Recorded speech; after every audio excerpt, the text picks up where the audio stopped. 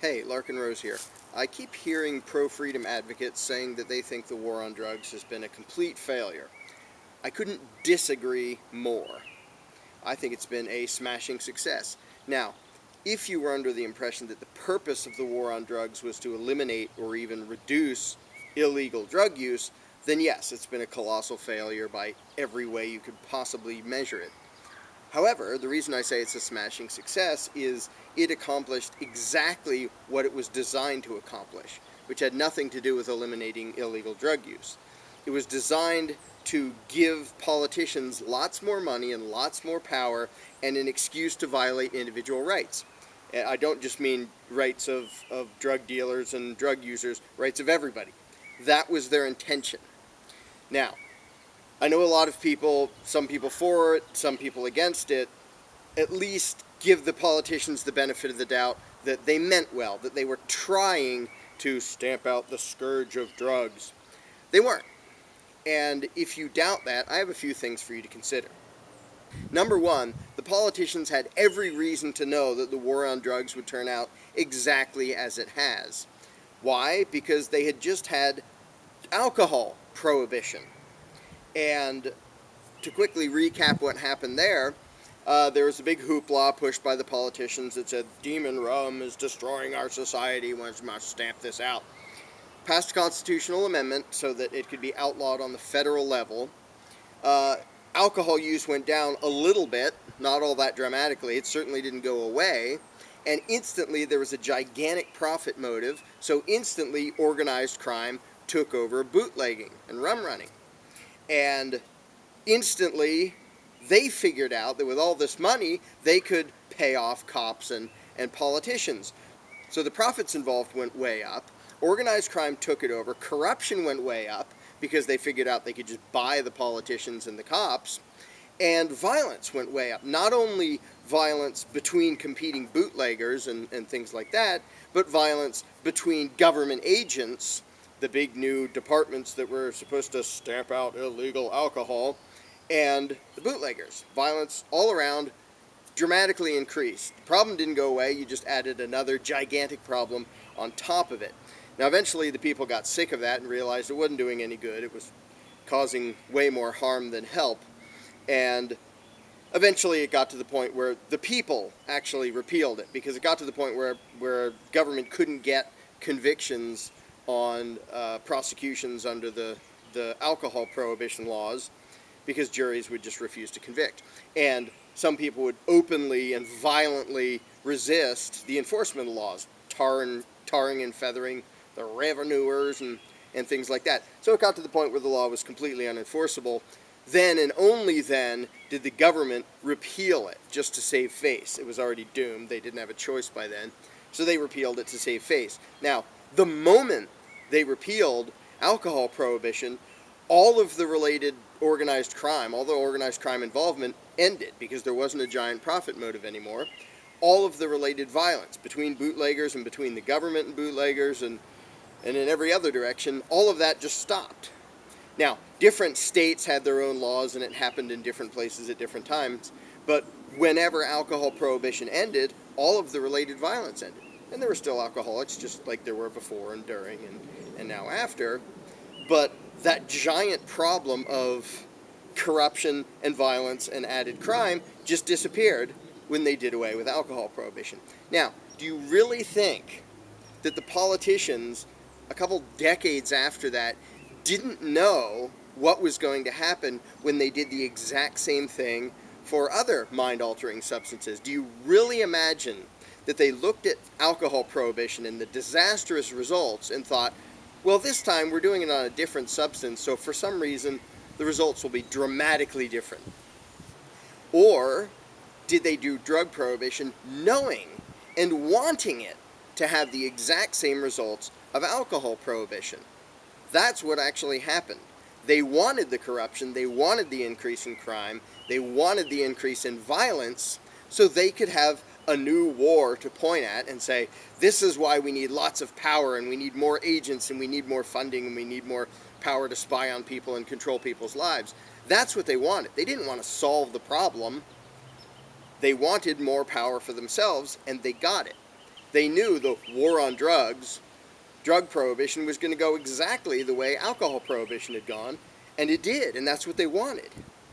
And do you really think the politicians imagine that having done this for decades and illegal drugs still being there, corruption, gang violence, the huge profit motive, do you really think that they think that that's suddenly going to go away if they just try a little harder?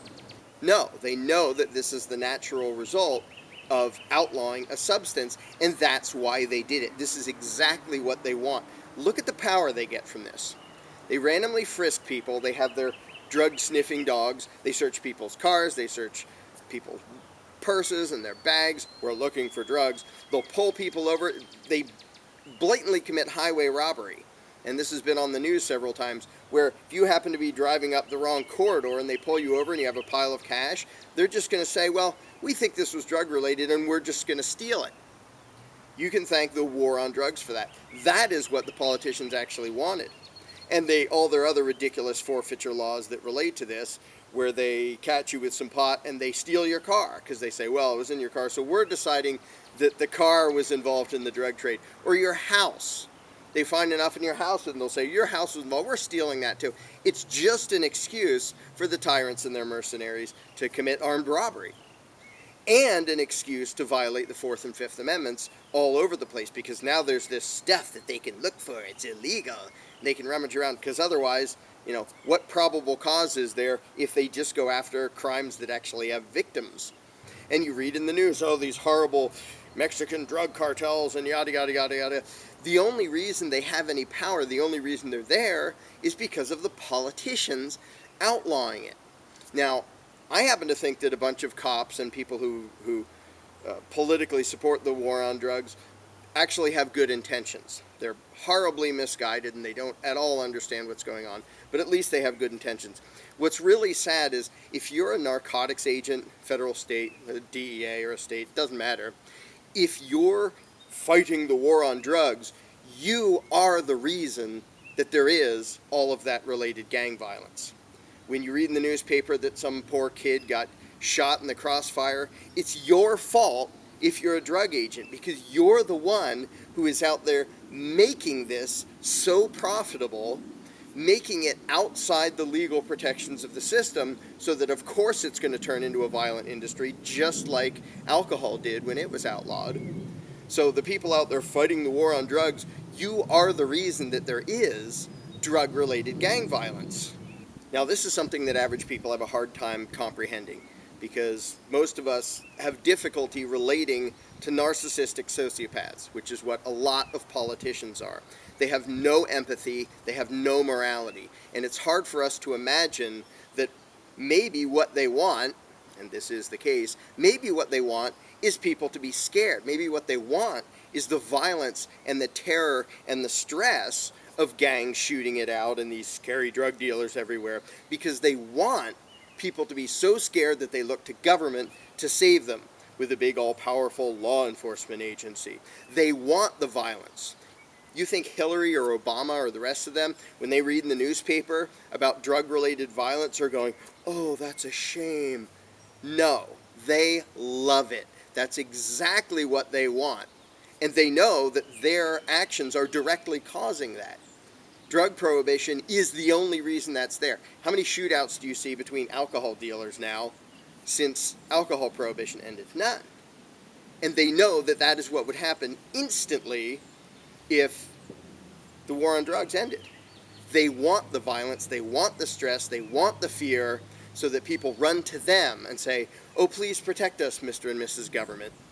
Now, if you still doubt that, if you still imagine that they had good intentions, if you still think that they're there thinking, gosh, if we just do this a little bit more, suddenly illegal drugs will disappear and it'll be a utopia. If you still imagine that after all this time of seeing the direct result of increased corruption, increased violence, increased crime, all the nasty, horrible things going on related to this, if you still think that that was by accident and they have good intentions, that somehow they really hope that if they do this just right, they can make it work, I have one more thing for you to consider, which absolutely proves that either all of the politicians, left and right, who support the war on drugs, are the biggest morons in the world, or they want these nasty, horrible results. They don't want the problem going away. They want the problem to be there forever for the stress and pain and suffering and violence that it leads to, because they can sponge off of that. If you doubt this, consider this.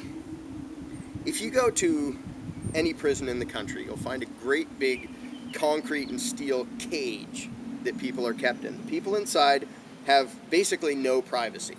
They have very few possessions. They're constantly searched at random. What they have is searched, their bodies are searched, they're stopped and interrogated at random all the time. They have no privacy. They're under constant surveillance. It's, totalitarian utopia. Guess what else you'll find if you go to any prison in the country? Illegal drugs.